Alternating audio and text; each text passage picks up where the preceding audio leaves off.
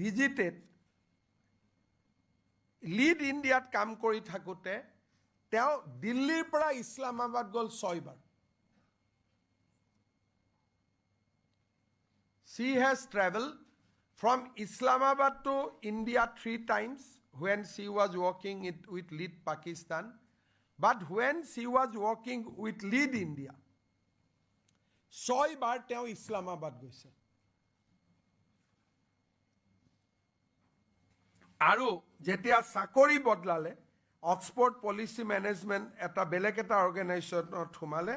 that time she visited 3 times So, 9 বাৰ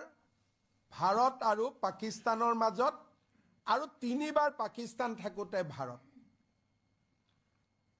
আৰু যেতিয়াই তেওঁ যায় তেখেতে এয়াৰপোৰ্টে দি না যায় she always use the Atari border